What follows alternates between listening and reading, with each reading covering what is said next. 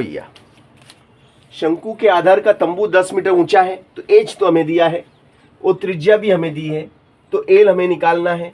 और भैया आर बराबर तो आपको दे दिया है 24 सेंटीमीटर, एच बराबर दे दिया है 10 मीटर, एल क्वेश्चन मार्क निकालना है।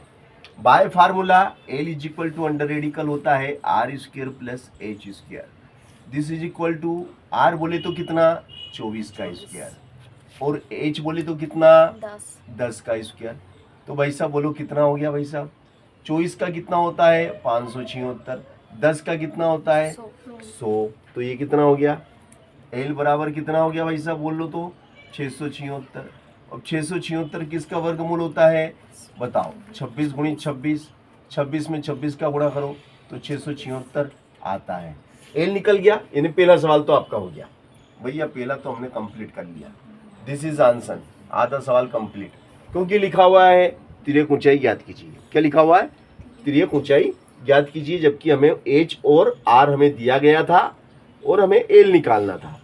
अब वो कहता है कि भैया तंबू में लगे कैनवास की लागत कितनी है, तो भैया कपड़ा कितना लगा ये पता लगाना पड़ेगा। तो तंबू बनाने में लगा कपड़ा किसके बराबर होता है? तंबू के वक्र पृष्ठ के बराबर। तो लिखेंगे चूंकि तंबू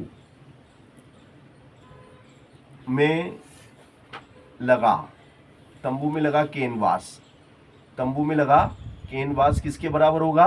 तंबू के वक्र पृष्ठ के बराबर होगा। पाई का मान तो आप जानते हैं, आर आपका कितना है? आर आपका 24 है। एल अभी कितना आ गया?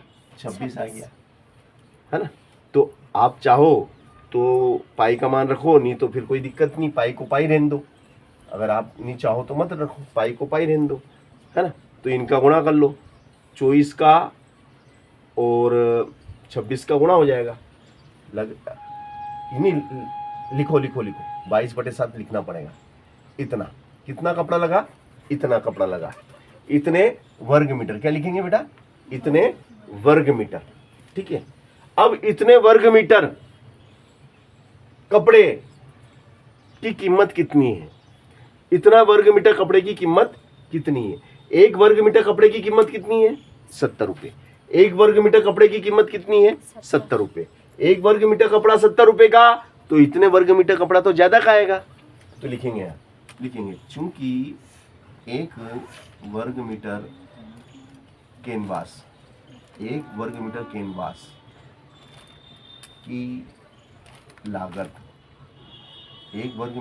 की लागत, 70 रुपए है।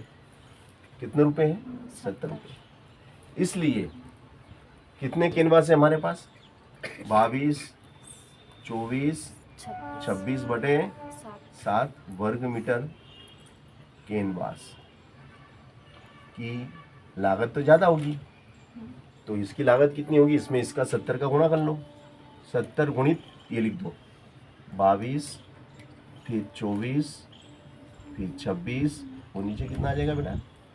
नीचे आ जाएगा 7। तो 7 से काट दो, 7 धाम 70, 7 धाम 70। अब ऊपर सबका क्या करेंगे? ऊपर सबका हम गुणा कर लेंगे, ठीक है ना। तो ऊपर सबका गुणा करेंगे तो हमारा सवाल कंप्लीट। चलो 22 का पाड़ा, चलो एक काम करो 26 का पाड़ा बोलो 10 बार, कितना हो गया? 26 का पाड़ा अगर आप 10 बार बोलते हैं तो कितना आता है? 260। बिल्कुल सही बात है। तो ये आपका,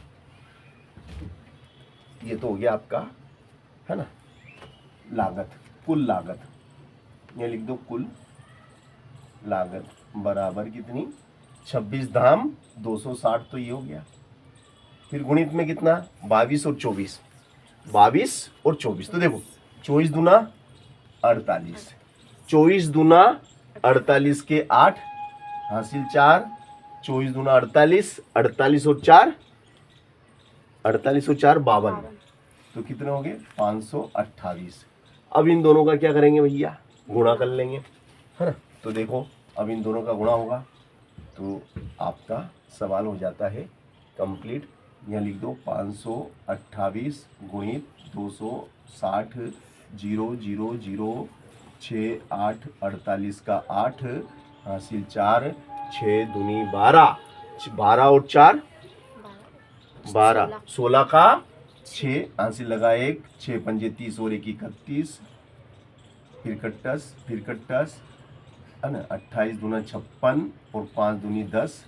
तो देखो कितना हो गया, 0 का 0, 8, 6 दूनी 12 का 2, आंसर लगा 1, 6 ने 1 7 ने 3 ने 1, तो कितना आ गया 1,37,280 रुपये। 1,37,280 रुपये बिल्कुल सही आया। कितना उत्तर आया भैया, 1,37,280 रुपये। This is answer. तो ये बहुत शानदार सवाल मैंने आपको करा दिया है एग्जाम के लिए, तो बहुत अच्छा सवाल है, ठीक है ना।